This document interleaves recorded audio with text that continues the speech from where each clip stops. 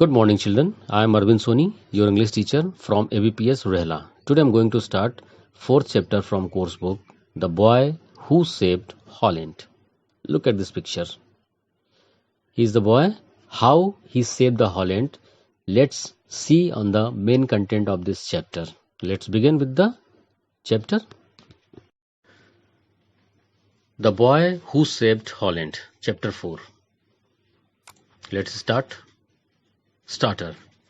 Sika and Afia are friends who met at an international children's festival. Recently, Sika had sent an email to Afia about her country, Nepal, which is located in the high Himalayas. Here is Afia's reply. Dear Sika, just as you are surprised to hear about my country, I too am surprised to hear that people can live on such high Himalayas in your country. यहाँ एक festival, children festival में दो बच्चे मिलते हैं, सिखा और आफिया. दोनों अपने देश के बारे में लेटर लिखते हैं दोनों को, और both are surprised. My country is called the Netherlands because a large portion of our land is located below sea level. sea level का मतलब हो गया सी का जो लेवल होता है उससे नीचे, यानी आसानी से उस एरिया में समुद्र का पानी चला जाता था. We are often called Holland as well. It should be difficult to live in a country where over 20% of land is below sea level. ऐसे जगहों पर जहां 20% लैंड जो है वो सी लेवल के नीचे आता है, वहां रहना मुश्किल है. But our ancestors worked hard for many centuries to hold back the North Sea. लेकिन हमारे जो एंसेस्टर मीन्स होता है पूर्वज कठिन मेहनत करके नॉर्थ सी को बैक मतलब पीछे की ओर ढकेल देते थे. They slowly pushed back the water by building dams and embankments called dikes. यानी आपने देखा होगा ऐसे जगहों पर जहां पानी को रोकने के लिए मिट्टी का एक तरह से टीला बना देते हैं, बांध के ये छोटा सा, जिससे कि जो वाटर है वो उस एरिया में इंटर नहीं कर पाता है. We also use canals, windmills and pumps to drain the land and keep it dry.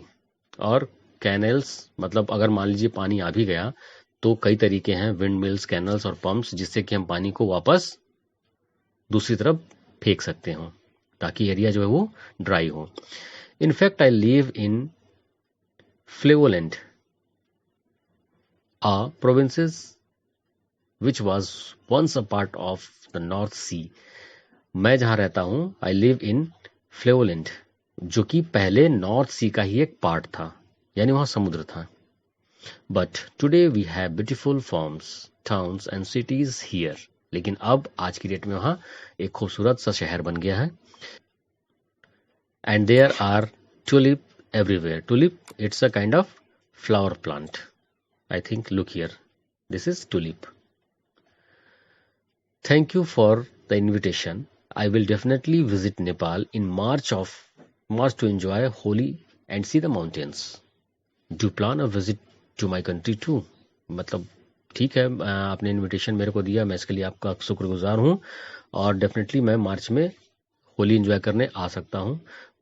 Do you plan, क्या आप भी हमारी कंट्री में आओगे? Love, Afia. Afia has shared some picture with Sika. Read her email carefully and name what the pictures show by using words from the email. देखिए, this is dam, dike कह लीजिए, dike कह लीजिए इसको, ये windmills, and this is tulip. Is it clear? Now move forward to the main content of this poem. Every nation has its own myths and legends. Legends means every nation has its own story, कह लीजिए आदर्श वाक्य कह लीजिए. You are going to read one famous legend about a little Dutch boy. Dutch boy ये वही बालक है जिसने हॉलैंड को सेव किया था. Hendrik would be 10 years old in 10 months. Hendrik look here, he is the main character of this story. ये 10 महीने में 10 साल का होने वाला था। All his life he had heard about the dikes. Dikes means natural or artificial slopes or walls to regulate water level. Water level को regulate करने के लिए. Usually made of earth and often parallel to the river or the coast. Is that clear? He knew that a big part of Holland, his homeland, वो जानता था कि उसका जो सबसे हॉलैंड का एक बड़ा पार्ट जो है उसका होमलैंड है। Lay below the level of the sea, जो कि सी लेवल के नीचे है।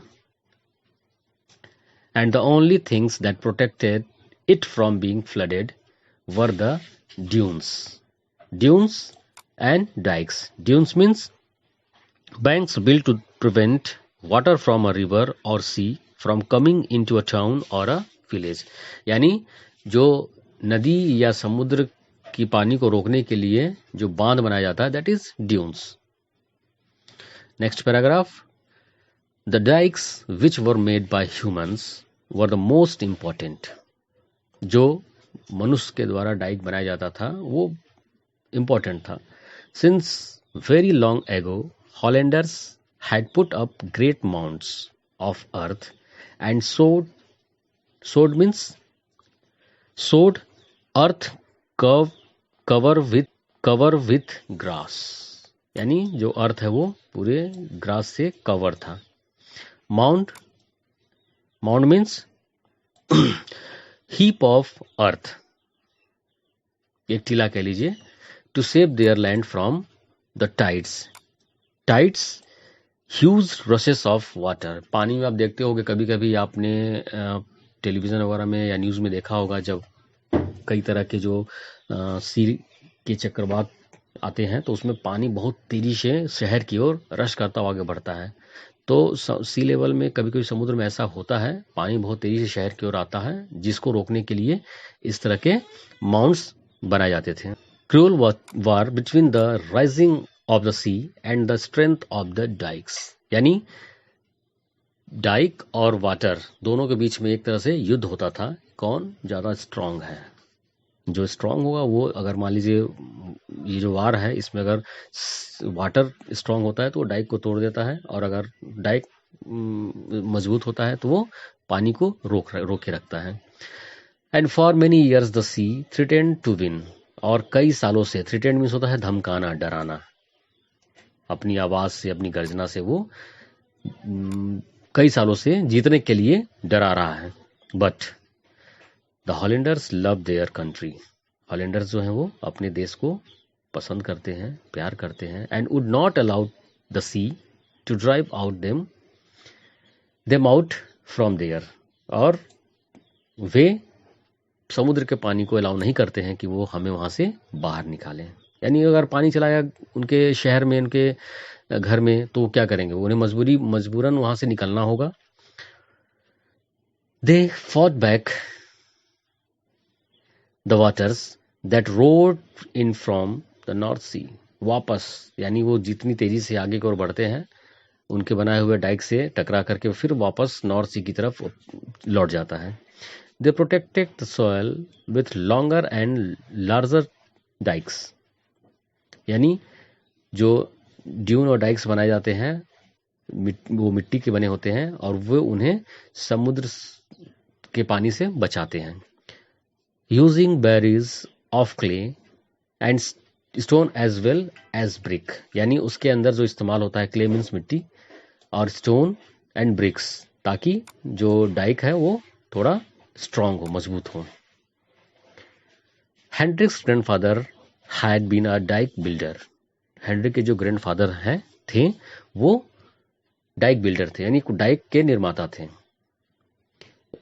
His father looked after dike repairs. और उसके पिता उसी डाइक को, जैसे बनाने वाला कोई, लेकिन उसका मेंटेनेंस उसके फादर करते थे, रिपेयर करते थे।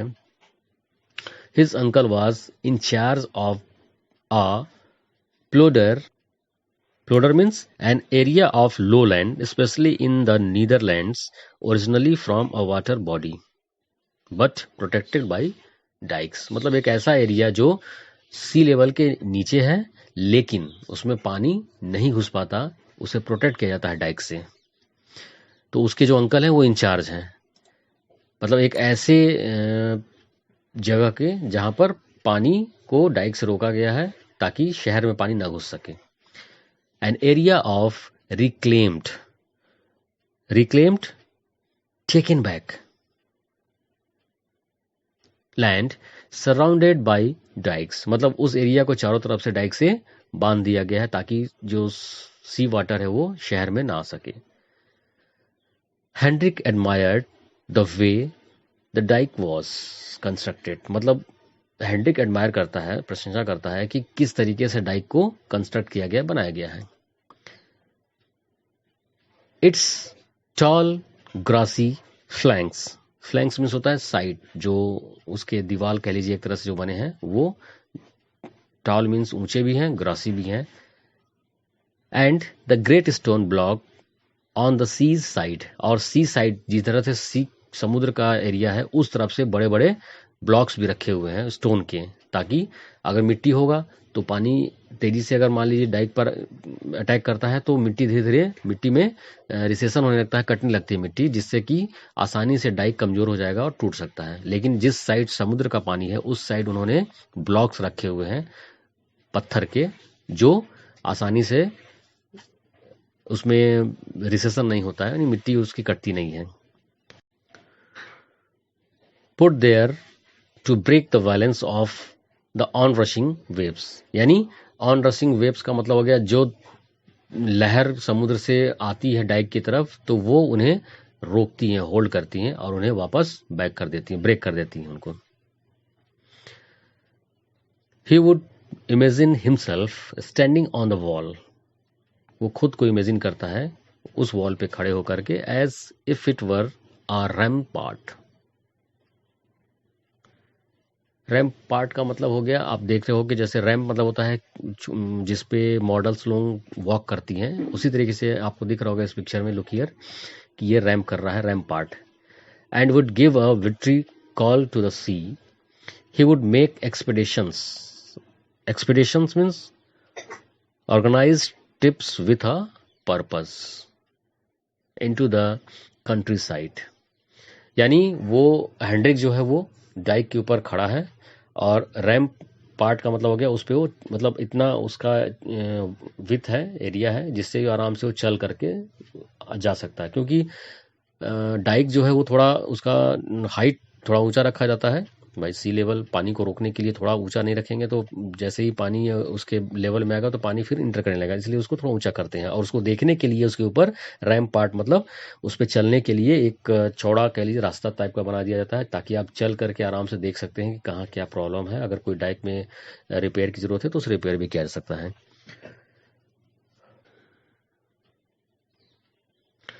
Exploring the turns and twists of the walls, examine the way in which they were built, trying to guess their age.